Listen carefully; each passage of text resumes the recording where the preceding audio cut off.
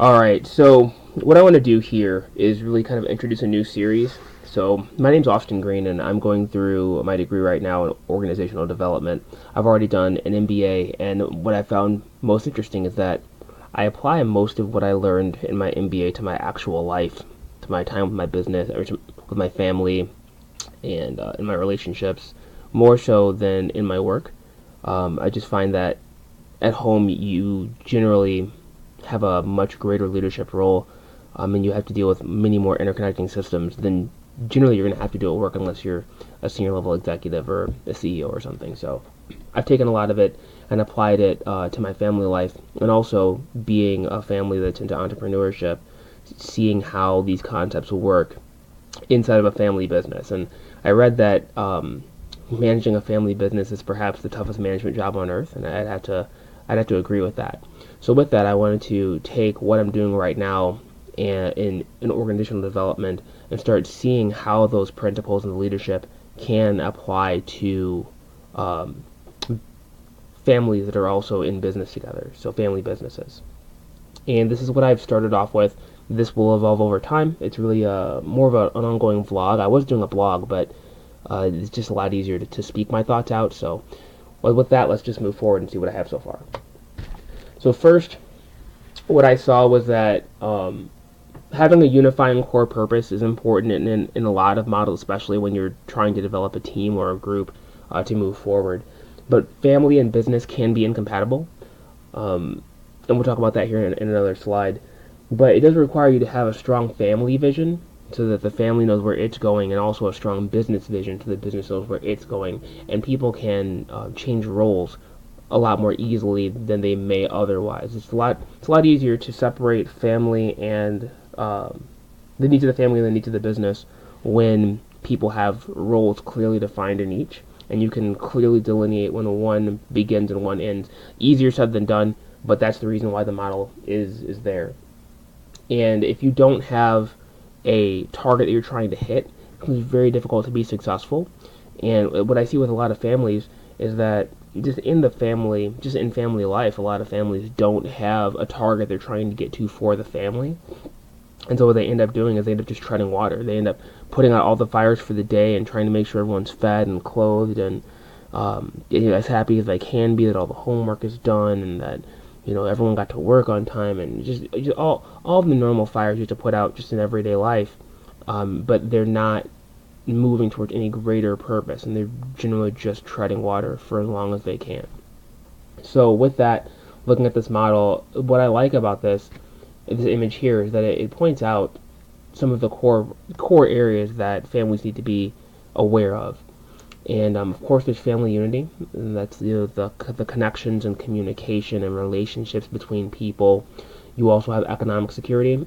That's bringing the money into the household in order to satisfy whatever expenses there are, as well as to take care of people's needs and desires and goals and helping them live a more fulfilled life. You have health, and health concerns, especially in America, can be extremely costly. I mean, insurance alone it's insane, it's astronomical, and that doesn't cover everything. I mean, you still have co-pays, you've got maximum limits, and you probably have a lot of expenses that I've never even had to deal with.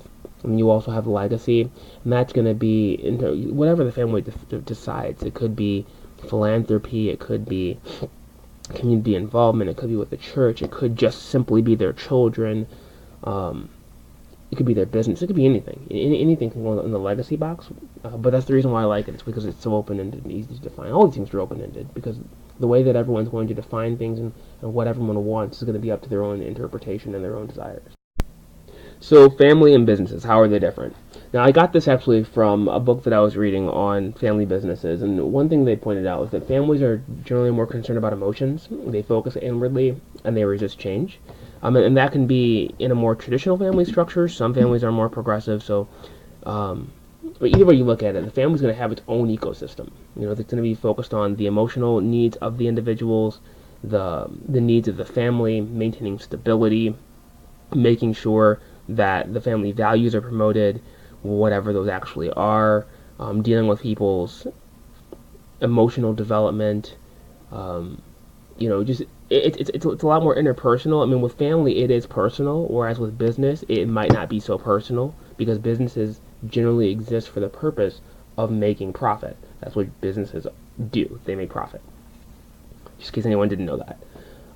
So generally, they have to take a different approach. They've got to focus on the external environment. They've got to look ways, and they use the word exploit change and provide value. They just really want to be able to provide value. So because they provide value, they solve problems and or provide value in exchange for dollars, for currency to put on their balance sheet in order to meet their expenses and have a net profit at the end of the day. That's what businesses do.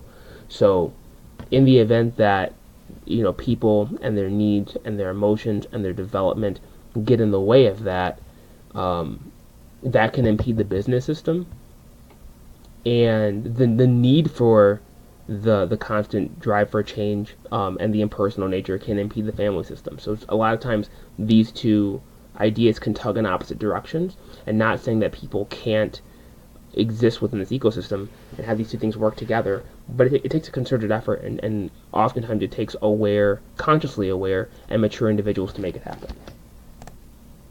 So enter the three-circle model, and with the three-circle model, what I like about this is it separates things. It gives one more dimension to the family business process.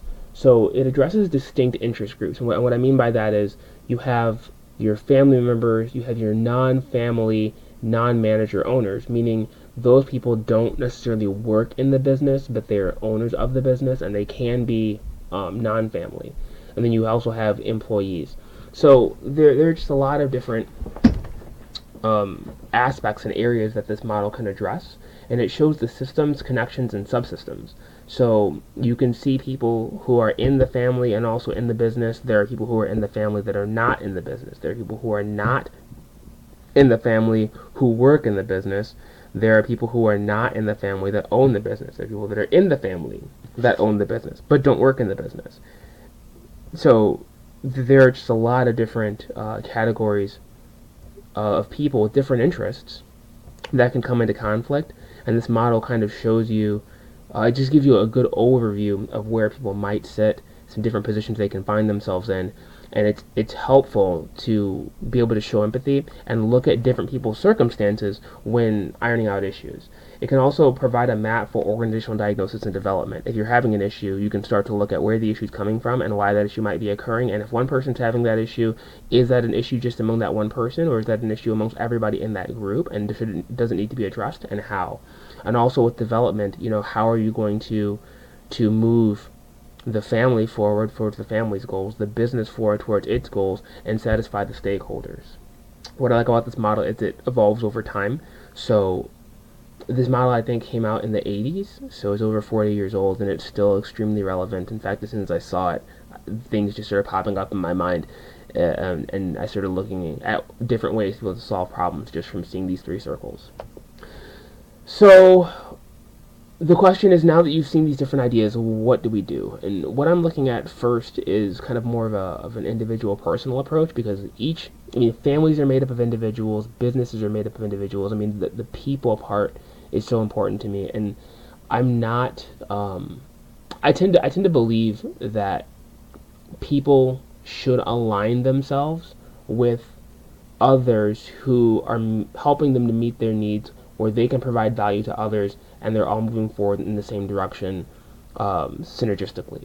So to me, before you can do that, you really need to know yourself very well. I've been fortunate enough to have a lot of time for self-reflection in my life. I've also been fortunate to have some different assessments done, and maybe I'll share some of those as the series goes on. Not necessarily my results, but different assessments you can take. Of course, there's the Myers-Briggs, and you can. But there are also others that you can dive into to start to understand yourself a little bit better from a work perspective, from a communication perspective, and that just might give you a little more insight into where you can align yourself and things that, and also areas for growth for yourself. So I always have people assess or begin by assessing, what they really want for themselves. I really feel like the self category is probably the most important for individuals. Go through, figure out what it is that you want, where are you trying to go, what are you trying to do, what do you want your future to look like, etc. And then from there, then I'm like, okay, if you're going to get into a group or a team, what do you want from others? What are you expecting from them? And what do others want from you? What are they expecting you to be able to do? And then also, what do you want for them? Like, what do you want to contribute? Like, what are you proposing that you can contribute? Because I feel like if you're going to join a group, you should be joining that group not necessarily for your own needs, but to be able to provide value to that group, and then also have that value that you provide be the fuel that propels the entire group forward, and the group is going where you want to go. So by you propelling that group forward, you're able to get to your goal a whole lot faster. It's a very collaborative way of looking at things. So that's just kind of how I look at it.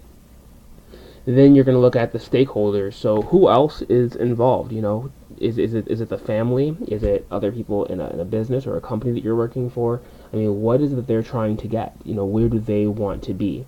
So that kind of moves with others, but it's kind of a larger idea. It's there might be people who are far away who just have ownership stakes in the business. It could be customers. It could be vendors.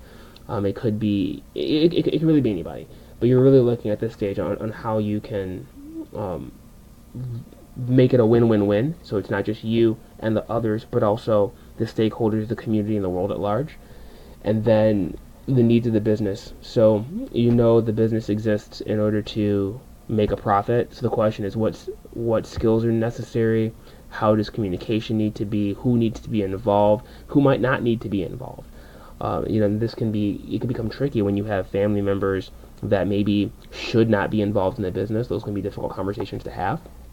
But in order to do the best thing on all categories, it's important to start to figure out where each individual is, and then to start to bring them together into organizations so that you can see if it's possible to meet everyone's needs. So to that end, what I have my group doing right now is I have them working on their own personal vision. And that's so that at least they know where they're going. So it's important to me that everyone is kind of moving towards what they want to see in the best way that they know how. That allows for organizations to develop more naturally and for people to come to the table from a position of strength where they're able to collaborate and not necessarily just accommodate everyone else's vision, not just kind of go with the flow and be and not be present, not be actively trying to move things forward with their own abilities. From that personal vision, we can then start to move on to a shared vision. We can say, okay, these are the things that people want to achieve, and these are the values that people have, and how does that look as an organization, and is that something that we can all rally behind, etc. Then we go through the hard phase of being able to sustain the vision. That's the difficult phase because that requires discipline and accountability and productivity and all the things that managers struggle with on the day-to-day. It's a lot less about leadership and a lot more about management, just in my opinion, from where I sit right now. Of course, you need to lead, you need to inspire. So there's some leadership traits there, but at the same time, that discipline, that's that daily grind, and it's hard to lead the daily grind because there's going to be accountability and some more difficult conversations. But then we have to test that against the results that we're looking for. So that goes back to the vision. Are we getting the results? And then we need to look at the external environment and then go back to our vision. So things constantly change. The reason why I'm looking at this process though is because when you're dealing with people, the thing about family is you're dealing with people, and you're dealing with people over time. So people's needs are going to change inside of a family. People's needs are going to change inside their own personal vision. The more clear a person is when setting forward, when starting out on a journey about what it is they're trying to accomplish and what it is they're trying to achieve, from my goal is to have less internal conflict, to have less internal change, to have people more committed to their own individual goals. It's really about commitment. And the less internal strife you're dealing with in business, in families, and definitely in family businesses, the easier it's going to be to hopefully be able to move forward productively and to be able to communicate with clarity and to have the commitment in order to actually achieve the result. And then also to be able to have less to deal with from internal change so that you can focus all of your time and attention on external change. So that's really what I'm looking at. And just, just stick around, stay tuned. Hopefully I'll put up some more videos as we move along, and we can flesh it out from there.